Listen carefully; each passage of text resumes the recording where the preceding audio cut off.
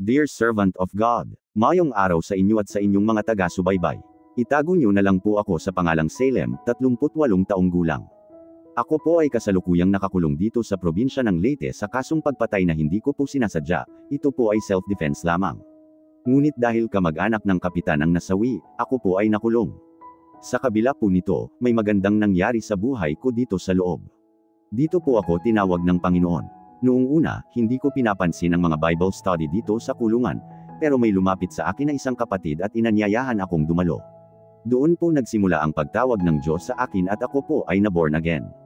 Marami po dito ang malungkot sa loob, pero ako po ay nagagalak sapagkat busog na busog ako sa salita ng Diyos at sa presensya ng Espiritu niya.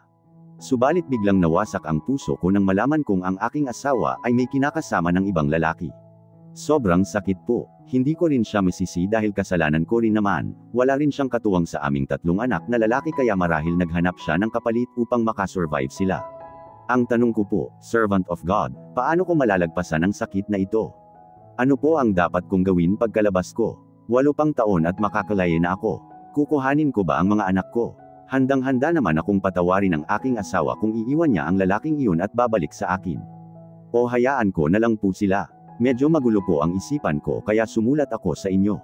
Nahinto na rin po pala ang Bible study dito simula noong nakaraang taon kaya lalo akong nalulungkot at wala ng fellowship o mapagtatanungan dito sa loob. Sana po mabasa ninyo ang sulat ko at mapayuhan ninyo ako. Lubos na gumagalang. Salem. Sagot ni Servant of God. Mahal kong Salem. Unang-una, nagpapasalamat ako sa Diyos dahil sa kabila ng iyong pinagdadaanan, siya ay kumilos upang tawagin ka at baguhin ang iyong puso. Sinasabi sa unang Pedro Kapitulo 5 versikulo 7, ay lagak ninyo sa kanya ang lahat ng inyong kabalisahan, sapagkat siya ay nagmamalasakit sa inyo. Hindi kanya iniwan sa kulungan, sa halip, ginamit niya ang lugar na ito upang ikaw ay mahubog at mapalapit sa kanya. Natutuwa ako sa iyo Salem kasi bagamat nasa kulungan ka pero andoon yung joy mo sa Panginoon. Alam mo ba na maraming wala sa kulungan pero nakakulong sila ng problema, nakakulong sila sa bisyo, yung iba nakakulong at tanikala ng dyablo sa kalayawan. May iba naman na may mata pero bulag sila espirituali, may paa sila pero lumpo sila espirituali, kaya mapalad ka kapatid kasi comfort ka ng Diyos kahit andyan ka sa madilim na lugar ng kalungkutan. Alam mo Salem, naiintindihan ko ang bigat at sakit ng iyong nararamdaman. Normal na masaktan at malito. Ngunit tandaan mo, kapatid, na ang Panginoon ay malapit sa mga sugatang puso. Ayon sa Awit Kapitulo 34 versikulo 18, ang Panginoon ay malapit sa mga may bagbag na puso at inililigtas ang mga nasa espiritong nagsisisi. Siya ang gagamot sa iyong sugat at magbibigay sa iyo ng kapayapaan. Huwag mong hayaang ang sakit ay maging hadlang sa iyong paglalakad kasama ang Diyos.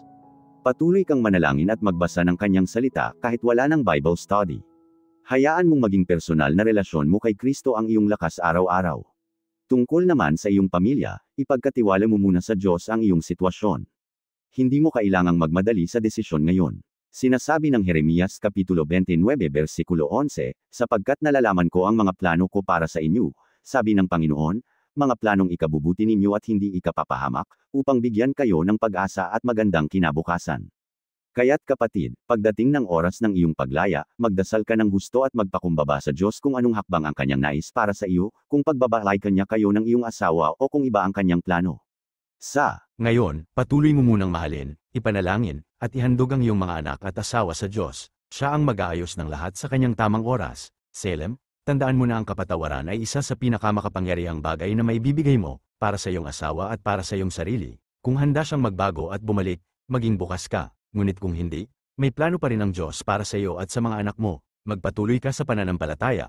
Sa kabila ng iyong kulungan, ikaw ay malaya na sa espiritu sapagkat ikaw ay nasa kay Kristo. Hindi ka niya pababayaan. Nanalangin ako para sa iyo. Kapatid, pagpalain ka ng Panginoon, servant of God.